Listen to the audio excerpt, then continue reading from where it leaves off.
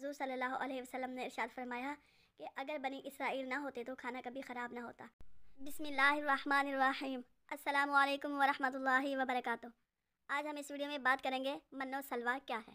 من و سلوہ، جب حضرت موسیٰ علیہ السلام 6 لاکھ بنی اسرائیل کے افراد کے ساتھ میدان طیہ میں مقیم تھے تو اللہ تعالیٰ نے ان لوگوں کے کھانے کے لیے آسمان سے 2 کھانے اتارے۔ ایک کا نام من اور دوسرے کا نام سلوہ تھا۔ من بالکل سفید شہد کی طرح ایک حلوہ تھا یا سفید رنگ کی شہد ہی تھی جو روزانہ آسمان سے بارش کی طرح برستی تھی، اور سلوہ پکی ہوئی بٹیریں تھیں جو دکھنی ہوئی ہوا کے ساتھ آسمان سے نازل ہوا کرتی تھی۔ اللہ تعالیٰ نے بنی اسرائیل پر اپنی نعمتوں کا شمار کراتے ہوئے قرآن مجید میں ارشاد فرمایا وَأَنزَلْنَا عَلَيْكُمُ الْمَنَّ وَالسَّلْوَىٰ۔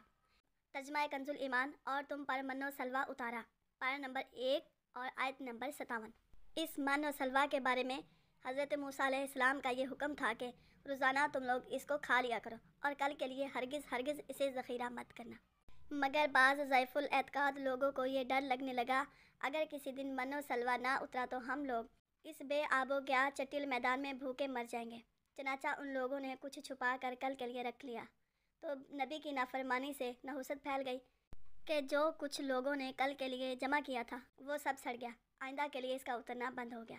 اسی لیے حضور صلی اللہ علیہ وسلم نے ارشاد فرمایا کہ اگر بنی اسرائیل نہ ہوتے تو کھانا کبھی خراب نہ ہوتا اور نہ گوشت سڑتا۔